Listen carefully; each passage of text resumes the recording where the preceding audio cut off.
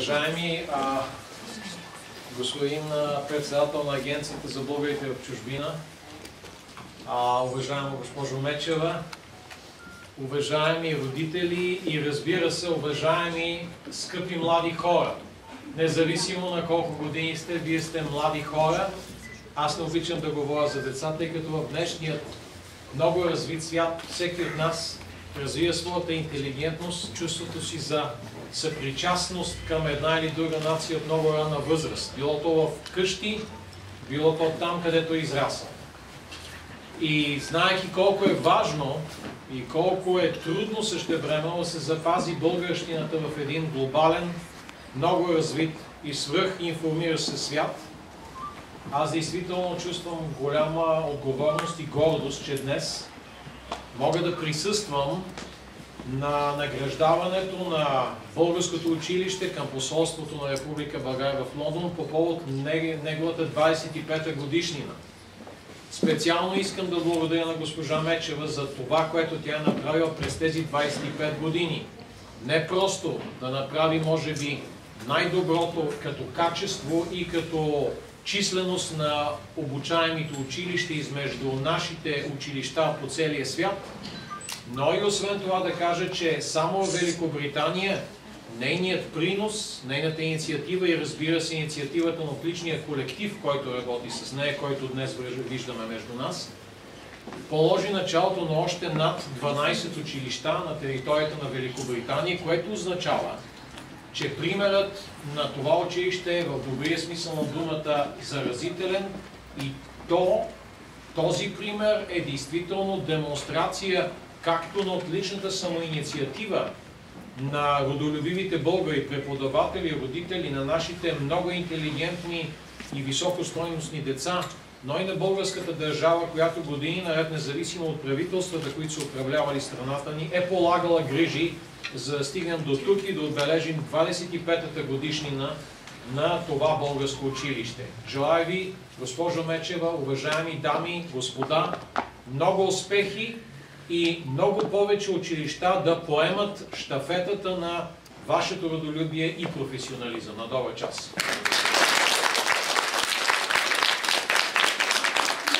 Колегите да дойдат тук, така елате насам да си стоиме. Мисля, голяма важна група. Айде да ставим. Айде бе, къде си бе? Това не съм. Сега само да ви представя нашия колектив господин Иванов, председателя на Държавната агенция за българите в чужбина. Много се радваме, че сте ни гости в нашата малка България, посолството. Това е екипа на нашето голямо училище. Това са прекрасните деца на нашето прекрасно училище. Започвам по старшинство. Госпожа Лидия Гюнелиева, преподавател по история и география в нашето училище. Госпожа Здравка Момчева, поетеса и писателка, преподавател в гимназията. Голям магнит за нашите деца, защото тинейджерите е най-трудно да ги накараш да дойдат да учат, но тя го прави много умело. Госпожа Невяна Анастасова, учителката на нашите малки ученици от 4 до 6 годишна възраст, нейната помощничка Катя Първанова. Това е Елена Роблес, нашата хореографка, която учи децата на български хора, и нашата знаменитост Деси Стефанова, ръководител на Лондонския български хор. Всички я знаете, тя ни учи пък на народни песни. Това са хората, с които работим заедно. Днеска сме дошли само с децата от първи и втори клас, защото нашите деца са над 270 и не можем всички да ги доведем в един ден, но това са най-малките, най-сладките и тези деца вече знаят да четат и да пишат. Днес искам да ви кажа, бяхме решили едно стихотворение само да каже едно детенце, обаче те се засегнаха другите и почнаха да вдигат ръка и сега всички искат да кажат по едно стихотворение, не знам за колко ще ни стигне времето, но ще кажем няколко, нали деца? Да видят, че знаете много.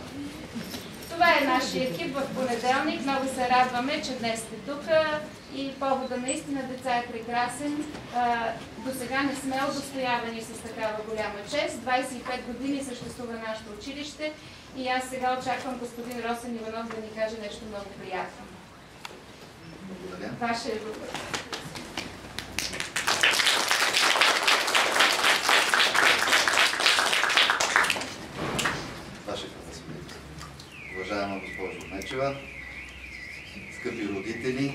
деца, скъпи учители, изключително ми е приятно, че имах възможността днес, на този хубав ден, така се случи, да бъда в Лондон. Наистина отлагах така близо 2 години това свое посещение.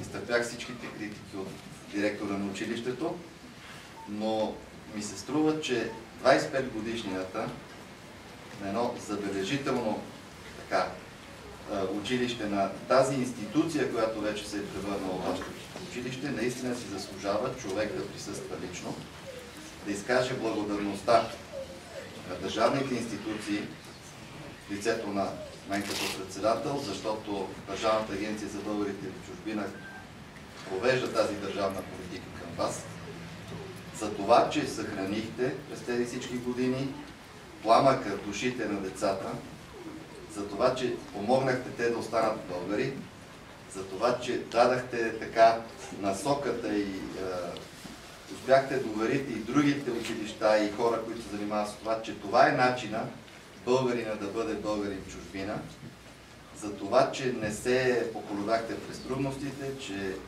този юбилей всъщност означава много труд, много упоритост, много всеотдайност, за да могат толкова много хора след пребиваването си в училището да кажат с гордост: и аз съм българче. Така че от името на Държавната агенция за българите в чужбина искам един скромен подарък да ви поднеса. Агенцията има учредено свое отличие, медал юбилеен Иван Вазов. Даваме го само на най-заслужилите, а вие сте по-заслужили от най-заслужилите, така че не виждам причина да не ви го дадем, така че от името на агенцията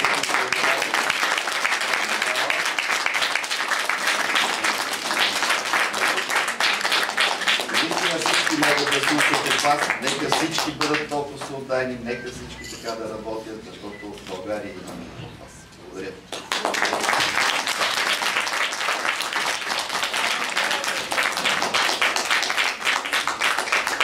Вижте, деца, какъв хубав медал ни дават. На името на Иван Вазов.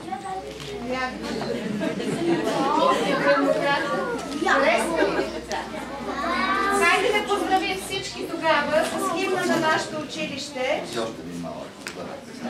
Благодаря, Миши. Благодаря, да сте живи и здрави. Хайде да поздравим всички с химна на нашето училище.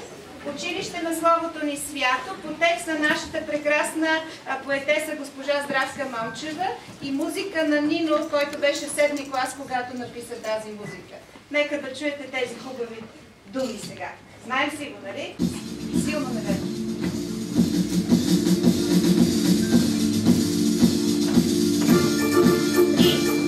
Училище на Словото ни свято, на майчината рече любовта, пътека към духа на писмената, поклон придет начало на света. Сме върви напред, за да ни има и пази на предците паметта.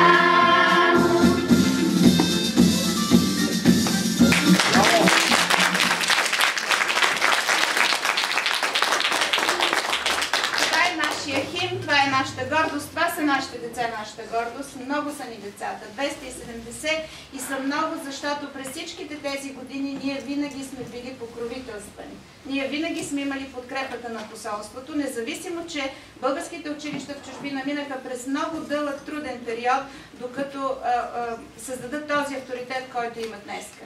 Изключително съм признателна за тази огромна награда, която получаваме днеска. Наистина, когато се трудиш и оценяват твоя резултат, като че ли още повече си задължен и ти порасват крила. Затова е хубаво да има награди, хубаво е да има празници и аз мисля, че днеска е празник за всички.